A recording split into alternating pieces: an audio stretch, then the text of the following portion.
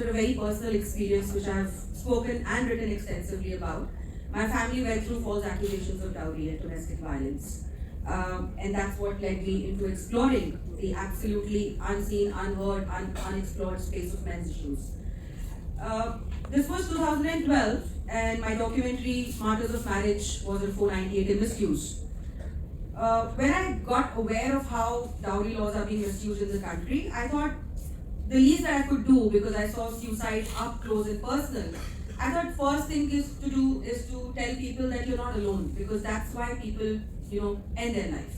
They think it's happening only to them. And so I thought, as a documentary filmmaker, as a journalist, I should make at least a film, because there was none until then, to tell people that you're not alone. This is happening to a lot of families, and you should not think of giving up on life.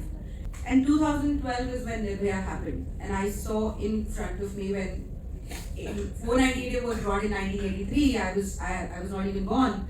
And for 30 years, the misuse went on.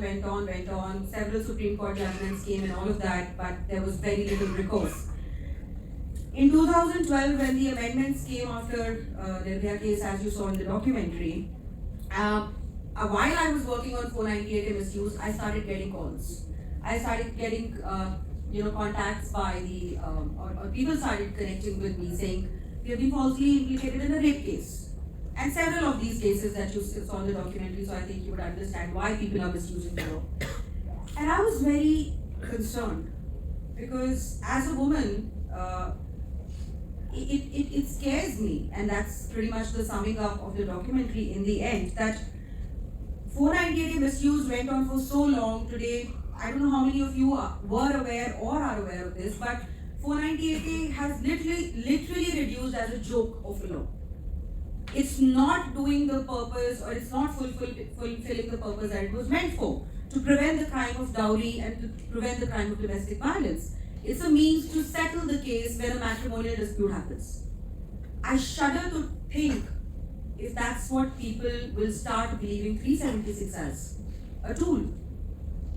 It would be very sad and it would be very sorry, and hence I decided that I'll make my best effort to not let the law get misused for so long before we bring some kind of recourse and stop this, or have some efforts by the lawmakers to actually do something about this before it's too late, or before the law reduces itself as a joke, because it's a very, very serious crime. And people should not and must not be allowed to, reduce it into a joke.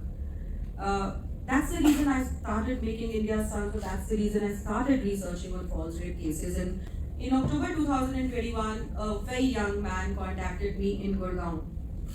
And he said, I was forced to get married to a woman who I'd met just 4 days before on a dating app. She said, either you marry me or I'm getting you sent to the jail for rape charge. And he said, ma'am, I was pressurized and I didn't know what to do. He was all of 22, just 22. He said, ma'am, I had to get married to her.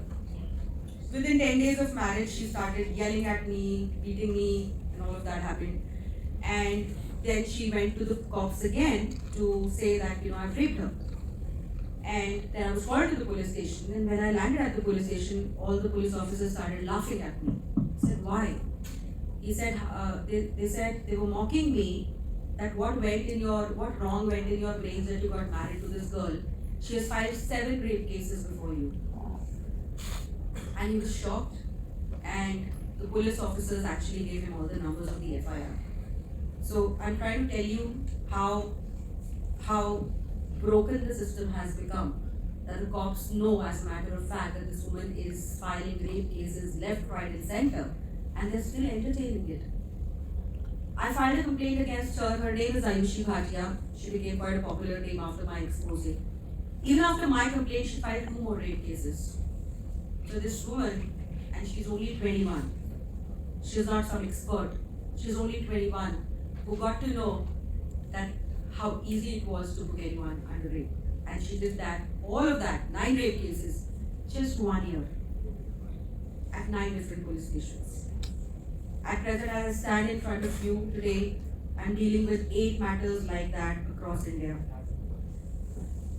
A woman who is married mother of 2 grown-up kids, has filed 6 rape cases, saying all of these men who were much younger to her raped her on false promise of marriage. That's how obnoxious things have become.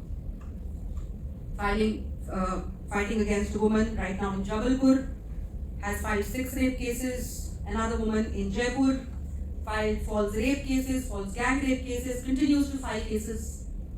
And all these women are emboldened by the law. In their words, they say that nothing can happen to them because the law listens only to the woman. Now, either India's Sons or me personally is not about undermining the seriousness of this offense at all. In fact, it's just a zest to let the law be used for the purpose it is made for and not become a tool for people. These are very serious crimes, these are very horrific crimes, and the victims who actually undergo something like this deserve all the support, all the empathy, and justice. But women who are doing what you saw in India's Sons, they need to be booked, punished as well. Thank you so much. Please, questions.